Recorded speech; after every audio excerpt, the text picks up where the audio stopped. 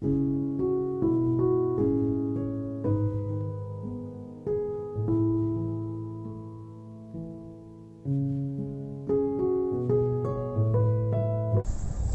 గారు బాగువారు మా మీ ఇంట్లో కుటుంబారాధన ఉందా, రాత్రి ప్రార్థన ఉందంటే ఆయన అన్నదంటే అయ్యా సార్ నేను చెబుతాను మీరు చెప్పండి మీ ఇంట్లో ఉందంటే నవ్వినట్టు ఏమా మీ ఇంట్లో ఉందా పాస్టర్ గారు అంటే నవ్వి నీకేం చేస్తాను ఒక నేను మనకి లేని దాన్ని ఉన్నదని అడిగి చెప్పుకుంటాం. గుండెత్తి ఇవి మనకు అవసరం. ఈ రాత్రి మనకు తెలియదు. ఈ రాత్రి మన ఇద్దరిలో ఉంటాం. ఏం వస్తాయో తెలియదు, ఏ అపాయాలు వస్తాయో తెలియదు, ఏ విష జంతువులు వస్తాయో తెలియదు, ఏ సాతాన్లు వస్తాయో తెలియదు. అవన్నీ చీకటి శక్తులు.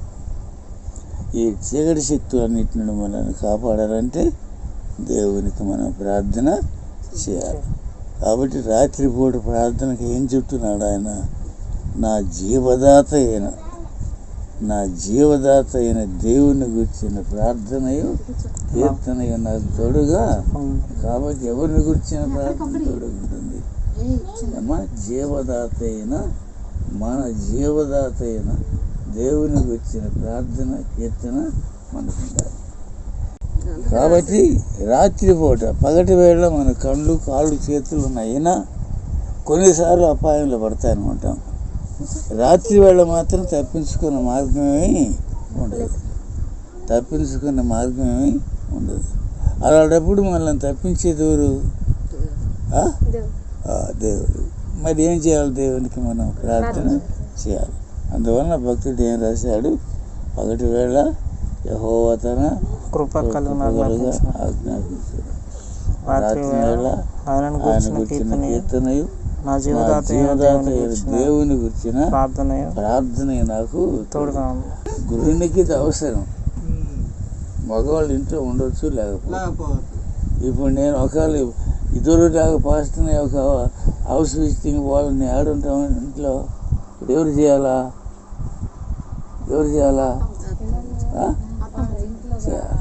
చేయాలి. పిల్లలు పెట్టుకొని పాడి చేయాలి. అది డ్యూటీ నేను లేను. అది మనకు అవసరమా?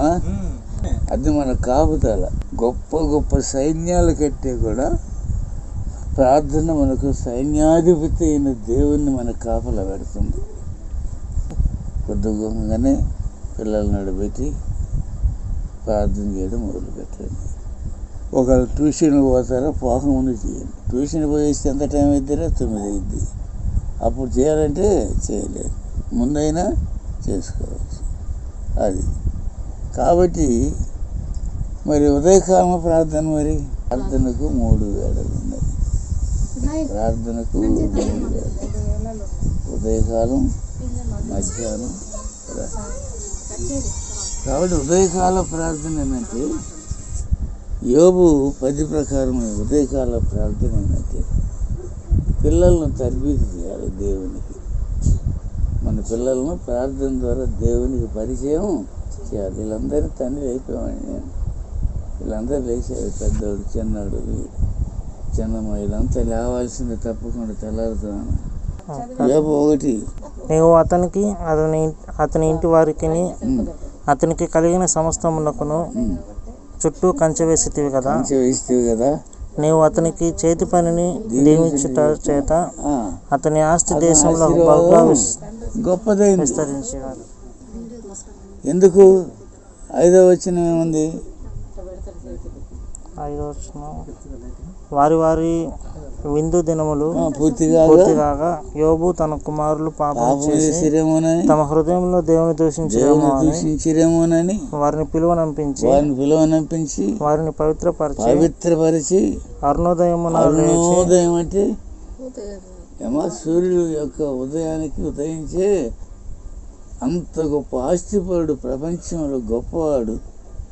ఆ బిడ్డల మీద ఎంత శ్రద్ధ చూపించాడంటే ఉదయం కాకముందే, సూర్యోదయం రాకముందే ఆ బిడ్డలందరినీ 10 మందిని లేపి కూర్చోబెట్టి దేవునికి ప్రార్థన చేసేవాడు.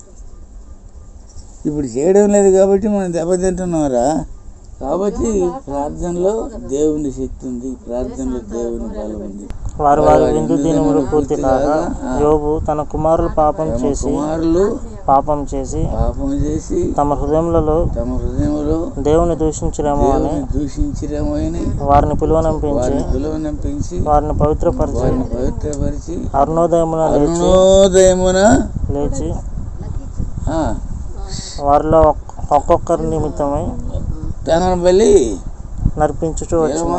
నిద్రపోతే కాదు, తెల్లవారుజామున ముందు లేపి ఒక పాట పాడి ఒక వాక్యం చదువు, రోజు ఏదో ఒక అధ్యాయంలో నేను 2 మాటలు చదువు, ప్రార్థన నేర్పు, నువ్వు చెయ్యి.